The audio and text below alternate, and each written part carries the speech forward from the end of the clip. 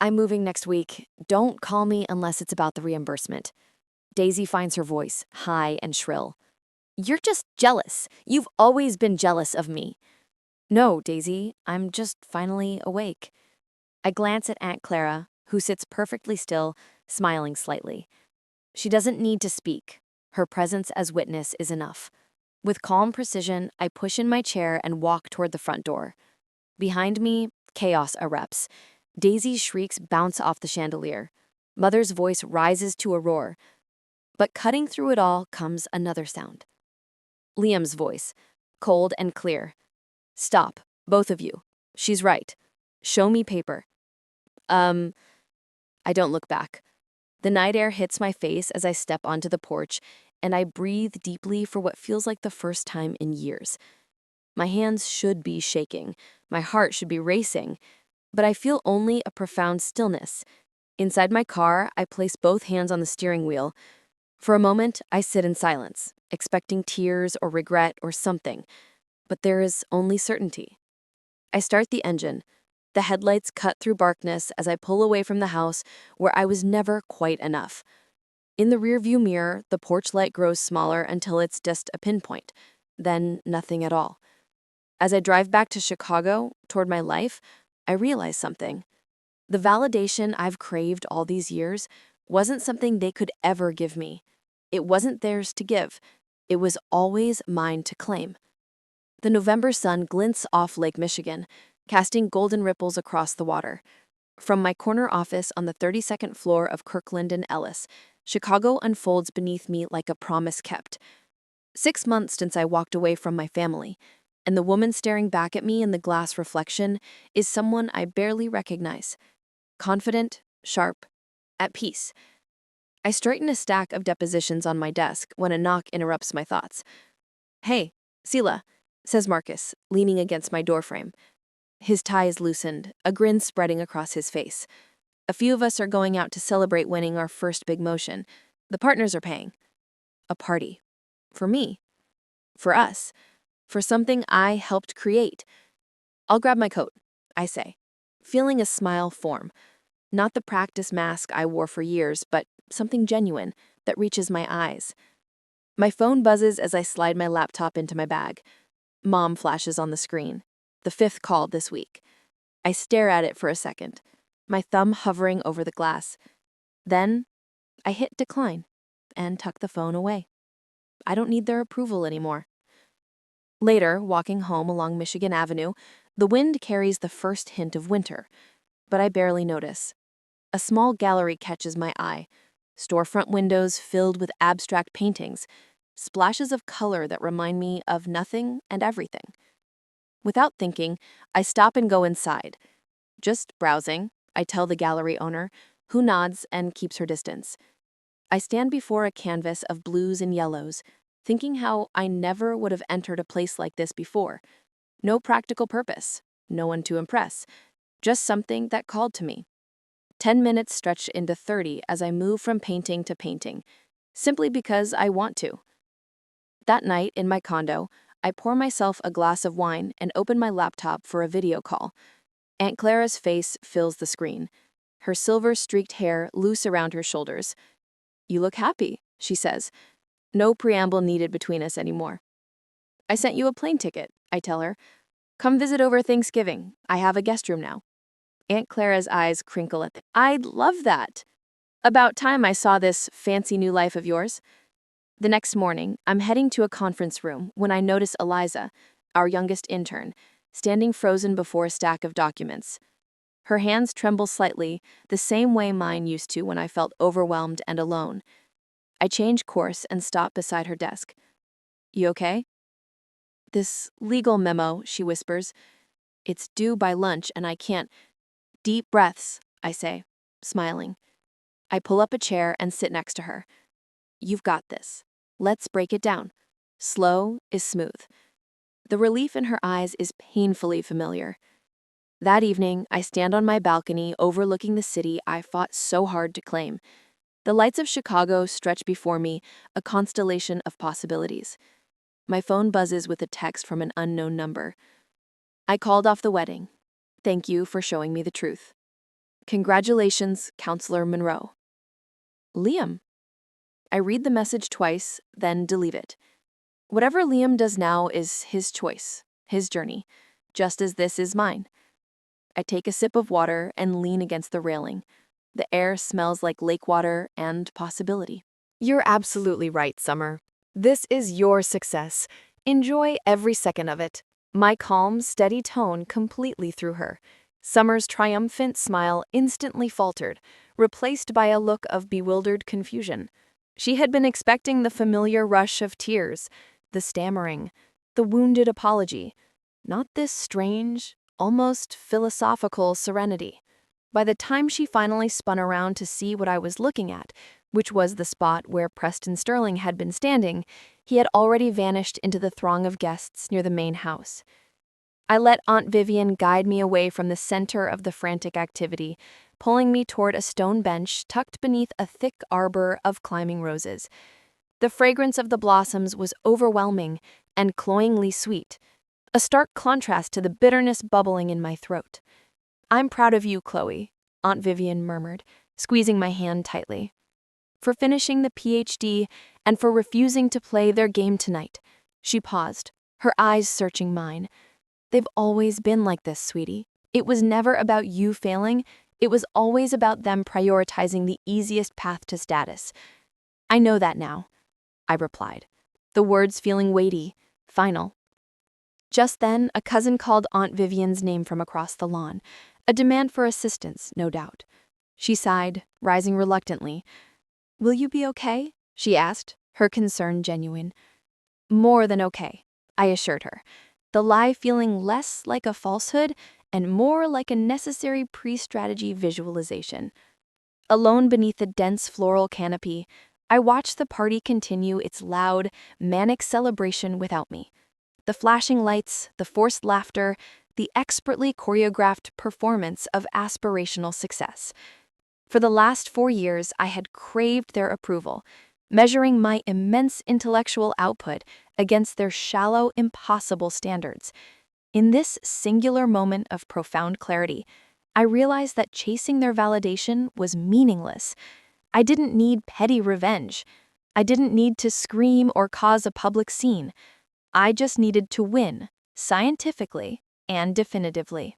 I rose, walked briskly toward my cheap rental car parked down the street, and retrieved my laptop bag.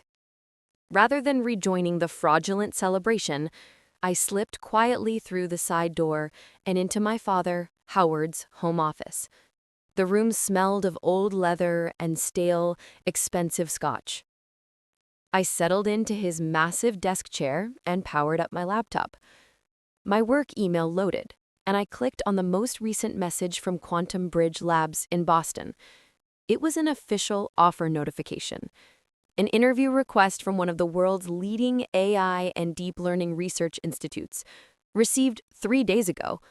I had been so consumed by the anticipation of my family's surprise that I hadn't even had the mental bandwidth to respond. "Dr. Davis, your dissertation work on predictive models is outstanding. We would like to schedule an interview at your earliest convenience to discuss a principal data scientist role." I typed a succinct response, confirming my availability for a virtual interview early Monday morning. Next, I opened a new tab and started browsing high-rise luxury apartments in the Seaport district of Boston, places I could easily afford on the salary I expected from a firm like Quantum Bridge. A slight movement on the corner of the desk caught my eye, a precarious stack of confidential-looking papers. Curiosity, the driving force behind all great data scientists, compelled me to slide them closer. A recent bank statement sat on top, clearly labeled Grandfather's Technology Scholarship Fund. The account, which should have held approximately $75,000, now showed a balance of $42,000. Next to it was a thick invoice from a high-end French leather goods boutique in New York, $9,500 for a custom leather trunk. The very same trunk Summer had been showing off 2 weeks ago on Instagram, claiming it was a necessary business expense for transporting her luxury event planning samples. A cold, precise smile formed on my lips. I pulled out my phone, activated the high-resolution camera, and methodically snapped photos of both documents, ensuring the dates and account numbers were visible. Exhibit A, the proof of concept. I mentally labeled the files, sliding the papers back into their original, exact positions. The muted thrum of the party filtered through the thick, closed windows, but it sounded utterly distant now, irrelevant. I had data. I had evidence. I had a hypothesis and a clear path to testing it. For the first time since my arrival, I felt completely and unequivocally in control. Monday morning, sitting back in my small Boston apartment, I stared at my reflection in the monitor, adjusting the severity of my blazer. This same one I'd worn to the humiliating party, but now it felt like armor. The video call with Quantum Bridge Labs loaded. 5 faces appeared on my screen. Senior research partners, all decorated in accolades and decades of experience evaluating talent. I straightened my posture. Dr. Davis, your doctoral work is truly groundbreaking. Your ability to integrate advanced statistics with machine learning is exactly what we are looking for. I smiled, not the frozen mask from Saturday, but a genuine expression of confidence. Thank you. I find that when you focus on clean data and clear metrics, the solutions emerge naturally. For 90 minutes, I fielded their complex, rigorous questions, my answers precise and logical, like well-commented code.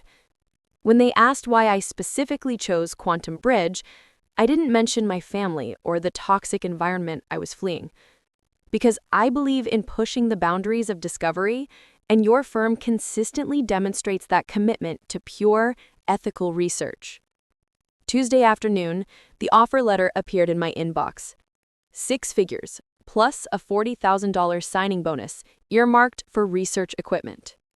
I read the numbers 3 times with my hand pressed against my mouth. The figures did not change. My phone buzzed.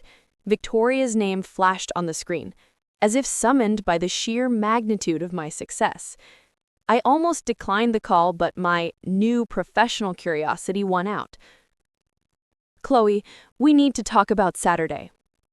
Her voice was tight, controlled, entirely lacking the scolding tone I expected.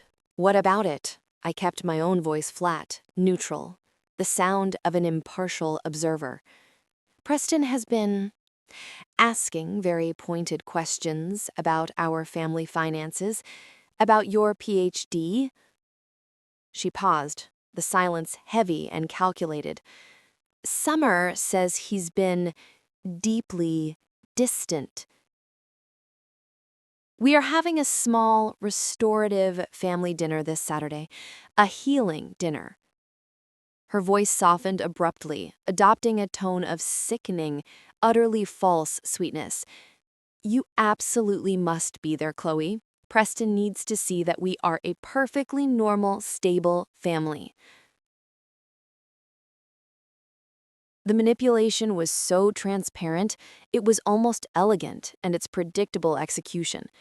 I glanced at the offer letter again, at the numbers, at my future. This Saturday? Of course, Mother. I'll be there. I could see the dining room table, set with the good china and the silver. My mother, Victoria, was meticulously adjusting the centerpiece. My father was pouring wine. Aunt Vivian and Preston sat at the table, their smiles awkward and forced. This was, as expected, a performance. But this time, I had written the script's denouement. I walked toward the table, the folder a shield. Everyone turned to stare. Chloe, my mother said, her voice bright, strained, you're just in time. The dining room reeked of expensive perfume and raw, unmasked desperation. For 2 hours, we performed this agonizing farce. My mother's huge floral centerpiece, my father's overloud booming laugh, Summer's careful avoidance of eye contact, all designed to project an image of perfect, enviable normalcy. Aunt Vivian watched quietly from the opposite end of the table, her presence a silent, unwavering guarantee of objectivity. Preston sat beside Summer, his posture stiff, his responses measured.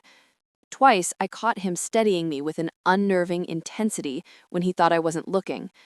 When the dessert was finally cleared, my mother gently set her spoon down, the faint clink on her gold-rimmed china, the only sound in the suffocating silence. She spoke, her voice soft but entirely devoid of warmth. "All right, Chloe," she said, folding her hands neatly on the tabletop. "You owe your sister and Preston a sincere apology for your childish, disruptive behavior at the party." The table went instantly quiet. Summer leaned forward, her lips curving into a premature, predatory victory smile. My father nervously steadied the empty wine glass in his hands. I said nothing, simply maintaining eye contact with Victoria. Her smile became soft yet utterly venomous. "You should think carefully about this," she continued, her voice dropping. "Preston's father is a significant donor to MIT and sits on the board of several of the most prestigious research institutes in the country. One discreet phone call from him, and your little career in data research could be utterly blacklisted in Boston before you even start." She smoothed a napkin beside her plate. "Now, apologize." The threat hung heavy in the air, thick and metallic. I felt Aunt Vivian shift in her chair, but my eyes never left my mother's face.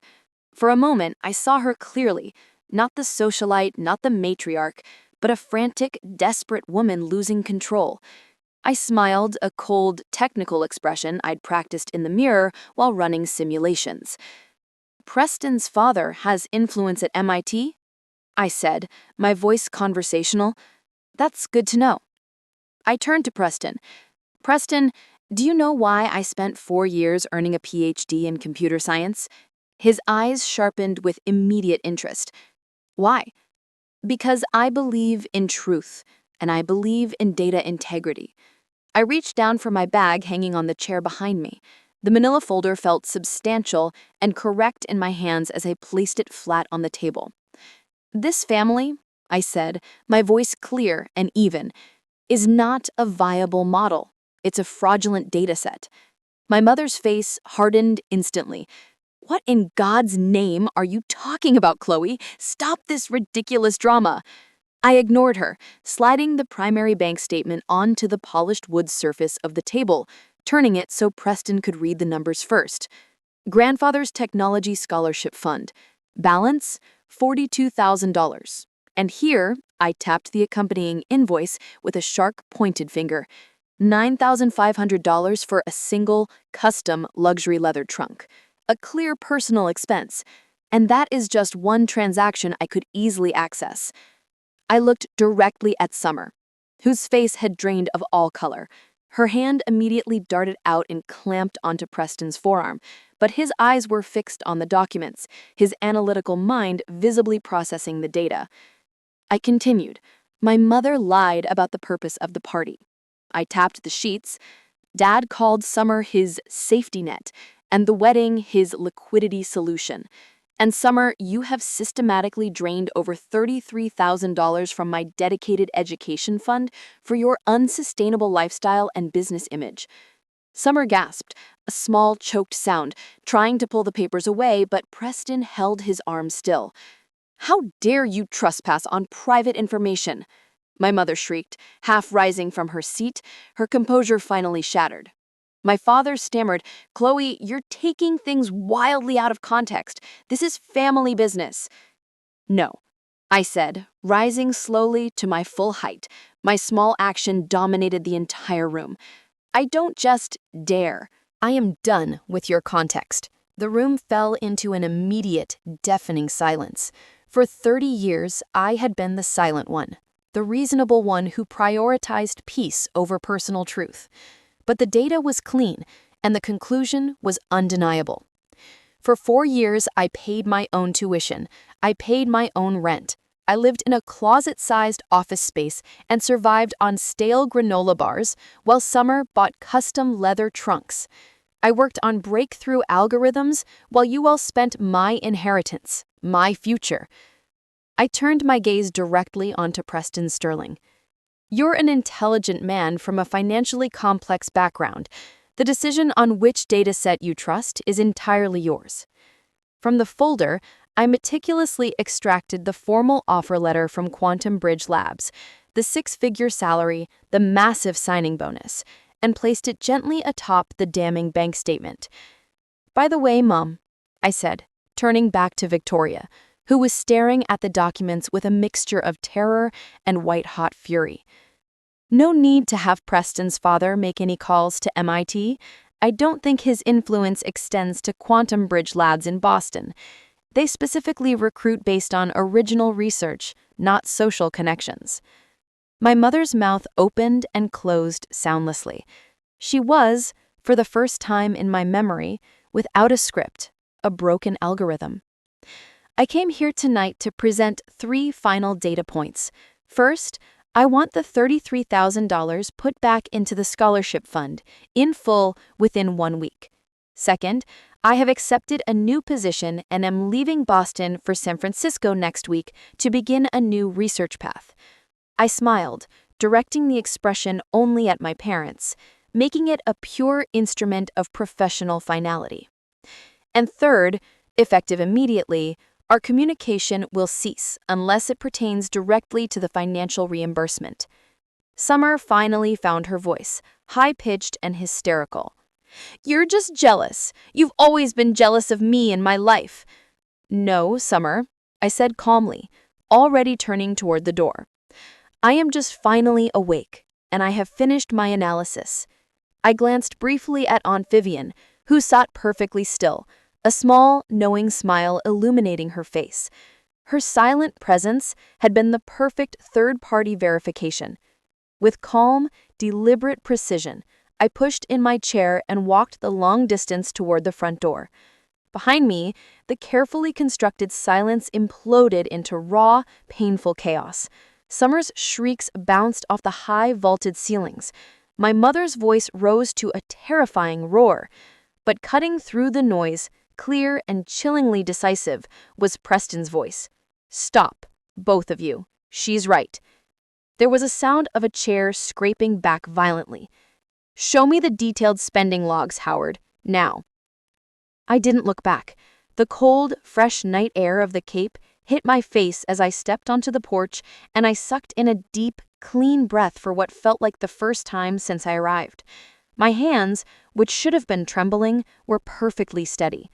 My heart, which should have been racing, felt slow and heavy with certainty. Inside the rental car, I rested both hands on the steering wheel. For a long minute, I sat in silence, expecting tears or perhaps a crushing wave of regret, but there was only a profound, logical stillness. I started the engine. The headlights cut a bright path through the darkness as I pulled away from the house where I had been systematically undervalued for 30 years.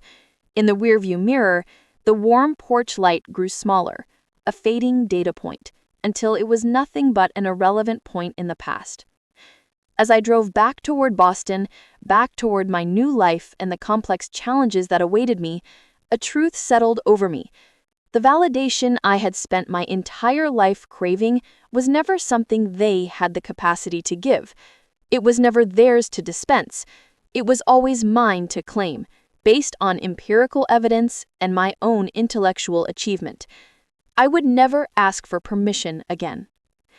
The early morning sun glinted sharply off the glassy facade of the Financial District Towers, casting golden shadows across the Boston Harbor. From my newly acquired spacious corner office on the 32nd floor of Quantum Bridge Labs, the city stretched beneath me, a vast, complex problem waiting to be solved. 6 months had passed since I walked away from the Cape, and the woman staring back at me in the glass reflection of the window was a successful stranger, confident, sharp, and finally at peace. I was stacking a pile of peer-reviewed research papers on my mahogany desk when a soft knock interrupted my focus. "Hey, Chloe," said Dr. Ryan Mitchell, one of the senior research directors, leaning against my doorframe. his glasses pushed up onto his forehead. The team is heading out to celebrate landing the new DARPA grant. The partners are buying. A celebration. For me. For the team I now led. For the complex, foundational work I had helped secure. "I'll grab my coat," I said, a genuine smile forming, one that actually reached my eyes and crinkled the corners, not the frozen mask of my past. 2 years later, that hard-won freedom had manifested in a life I barely recognized. I was gently rocking my 18-month-old daughter, Eris, to sleep, the sweet, clean scent of baby powder replacing the clinical smell of data servers and stale office air. My husband, Sam, a kind, brilliant lead engineer I'd met at a complex multi-firm symposium in Palo Alto, wrapped his arms around me from behind, resting his chin comfortably on my shoulder. We'd marry on a beautiful, quiet beach in Washington state, with Aunt Vivian serving as the only family present. My life was now built on stable, predictable, and verifiable components: love, work I respected, and a new functional family unit. My personal phone, which I rarely checked after 7 p.m., lit up on the nightstand. A text message from a number I hadn't seen in over 2 years flashed on the screen. Summer. The simple name instantly brought back the sharp, metallic taste of that final confrontation. "Hi, Chloe. I know it's been a very long time. Mom and Dad have told me they apologized to you and reimbursed the fund fully, which I know they did. Eris's second birthday is next week. I'd really like to send her a gift, if that's okay." My breath hitched, a small, involuntary spasm of old pain and new uncertainty. Sam squeezed my shoulder gently. "What is it?" he murmured, his voice low and comforting. "My sister," I whispered, showing him the screen. After all this time, after the finality of my exit, after the apologies I never expected to hear and only confirmed via Aunt Vivian's bank statement records, I didn't know how to process this new data point. "I don't know if I can," I confessed. "I built a wall for a reason." Sam was quiet for a moment, watching Eris's small chest rise and fall rhythmically as she drifted off. He kissed my temple softly. "You don't have to do anything at all, Chloe. The defense you built was necessary and correct." He paused, his voice softening, recalling one of my old professional mantras. "But if you want to open that communication, just remember what you told that nervous intern 2 years ago." He smiled faintly. "Break it down. Slow is smooth." He was right. It wasn't a performance anymore. It wasn't a war fought over fraudulent accounts and appearances. It was just a new, unexpected message in the queue. And this time, I had the processing power to handle it without crashing. I leaned back against his chest, closing my eyes, letting the memory of the rage and humiliation dissipate entirely. The old life, with its ghosts and its desperate clawing anger, couldn't touch this new reality. The foundations of my life, my career, my marriage, my daughter, were too strong, too real, but perhaps it no longer needed to be an absolute zero-sum game. Taking my phone, I typed out a reply, my fingers steady and sure. It was not forgiveness. It was not an open invitation back into the fragile, messy complexity of the Davis family dynamic. It was simply a new file being created, a cautious, low-bandwidth connection test. "Thank you, Summer. That's very kind of you. Eris would like that." I pressed send. That small action, the first contact after years of absolute radio silence, felt like the first carefully placed instruction in a new, infinitely complex subroutine. It was the deliberate, non-emotional scaling of a challenge I had once only been able to solve by outright rejection. My vengeance wasn't the silence. My victory was the control I now had over the volume. It was the absolute, verified truth that I no longer needed anything from them. Only the capacity to choose my own boundaries, cleanly and without collateral damage. I looked at Sam, then down at Eris, her tiny hand curled tightly around my index finger. This is my family now. This is my data integrity. And with that, I closed the app. placing the phone face down. The file was noted, logged, and archived. I was done looking backward.